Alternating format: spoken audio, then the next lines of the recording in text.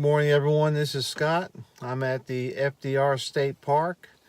It's rainy. It's about 55 to 57 degrees out.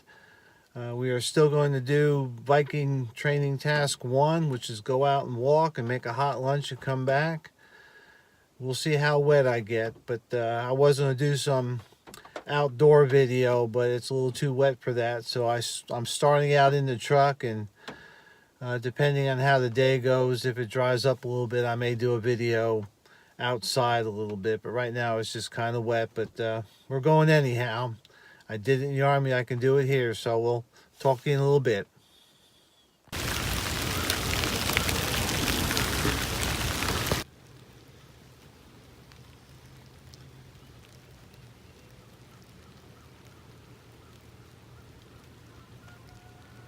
Just a little bit of where I am. I'm up on top of Pine Mountain. It's a dreary day.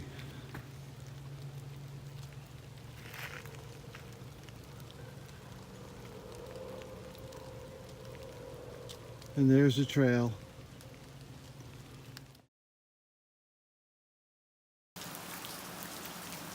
Okay, so I'm at the halfway point, and I got lucky. I'm by the state park swimming pool, and there's a little pavilion here, so rather than try to create a little poncho shelter, I decided to come on here. It's just a lot easier. As you can see, it's raining pretty good out there. And here's my layout.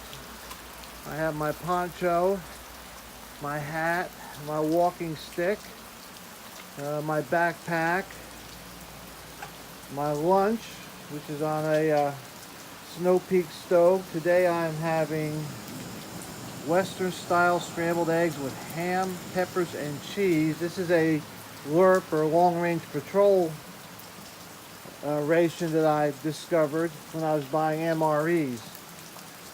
I want to tell you, when I started, it was only drizzling, so for about the first 2¼ miles, I was not even wearing my poncho, mainly because I would actually stay drier not wearing the poncho. I am wearing some, I guess you'd call them high performance clothes that wick moisture away, so I wasn't getting wet inside. It was just burning off from my body heat. However, as you can see, the rain has picked up, so I had to start wearing a poncho. And the only caveat to that is I'm still not wearing the hood up. And you're probably saying, well, gee, Scott, your head's going to get wet. Well, yes, that's true. The temperature here is probably between 57 and about 62 degrees. And that's kind of warm. And even with a poncho, as airy as they are, they get hot. And so I let the cool rainwater on my head to help keep my core body temperature down. Even wearing a poncho, you're still going to get wet from perspiration. So anyhow, I think lunch is calling me, and I'll report back in later. Thanks for watching.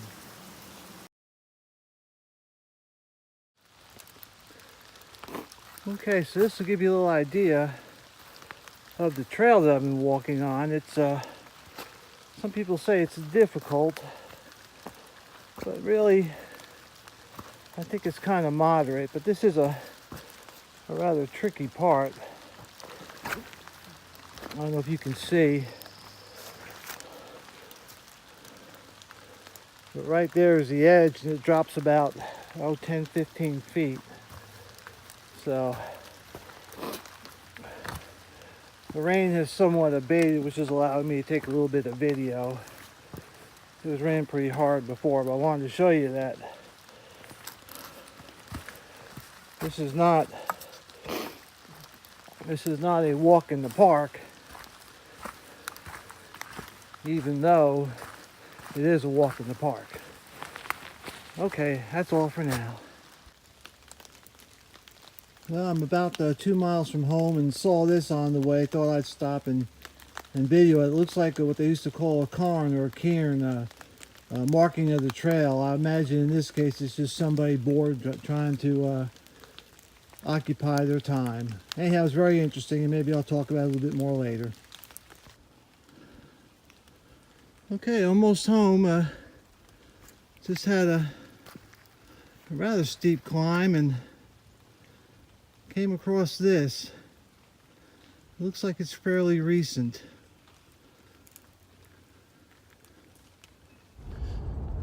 Okay, well, I got her done. Just under 7 miles.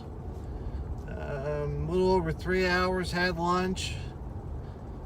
Did at least an hour each way. Not bad for an old guy. It was an interesting trip. It was wet. It was a little bit slippery, a little bit hazardous, so I probably walked a little slower than I normally do. But all in all, it was a good trip. Couple things about the trip is, one is you have to be careful when you're walking in conditions like this. It's very rocky around here. There's a lot of outcroppings of rocks and branches, and very easy to roll an ankle. And even though we're in a state park, it still could be a long, painful walk out if you hurt yourself, if you're able to walk at all. The other thing is moisture management, and the hazards with that are dehydration and overheating. The temperature range here was 55 to probably the low 60s, which is almost too warm for a poncho, but yet it was drizzling, and when it was raining, it got too wet not to wear a poncho. So you have to be careful about your moisture management. You're going to sweat and perspire, and you may not feel as much. Like I said earlier, I was walking in the rain with my hood down so that the rain would hit my head and help keep me cool, because from my neck down I was warm being under a waterproof poncho. Also too, I wore moisture wicking clothes. I normally wear cotton, but I knew today was going to be a little bit challenging, so I put on, some of the polyester moisture wicking clothes, and that helped, but they still get wet. When I stopped for lunch, I actually cooled down quite a bit because I stopped moving, and then once I got moving again, I was okay. I did have a little windbreaker I could have put on if I got any cooler, but all in all, I was okay. And like I said, in this weather, you do not want to wear a Gore-Tex jacket because you will sweat and you will dehydrate or you'll overheat. It's very easy to do. Pastor Joe says that, about 10 degrees cooler, mid-30s to mid-40s is about the most miserable. Well, this is right next to it. You're too hot, you're too wet. It's raining on you. You don't feel like doing much, but the hazards are there, and they're not bad as long as you're aware of them. I mean, I lived and breathed in this type of weather most of my life, so I understand it. But if you don't, you could get an injury. The other thing is, keeping your feet dry. I had wool socks on. I had one mild incursion of water. It never made it to the soles of my shoes, so I didn't worry about it. The wool worked, dried them out, and I just kept on going. Equipment-wise, everything worked as advertised. I didn't have any issues. I did not have everything in my pack waterproofed in plastic bags. I did have some things. However, my bag is made out of a waterproof Cordura nylon, and while the outside got wet, the inside was just fine. So again, no problems there. It was a lot of fun. It got me out. Made me realize my age a little bit, but then again, made me feel pretty good about what I did for my age. So that being said, I think, like I said, I covered about just under 7 miles.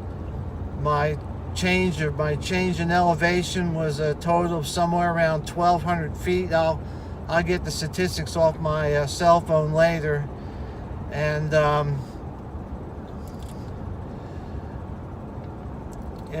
think my net change was up and down was 377 feet, but when you go up and down, that adds up to about 1,200 feet. So it was definitely a moderate moderate trail. I've been on worse. I climbed Mount Baden-Powell in California. That was 9,300 foot peak. That about killed me. But this was a moderate trail. It wasn't too bad. I did get my heart rate up. I was pushing my my advertised VO max for heart rate, but it was good. I survived it. So thanks PJ, thanks Pastor Joe for challenging me to do this and getting me out. It made me feel good. It made me realize I need to do more of it. And as a side note, my hiking pack weighs about the same as my get home bag, so I kind of qualified both by doing one. But I'm going to get out more. That was a lot of fun. I'll talk to you all later. Bye.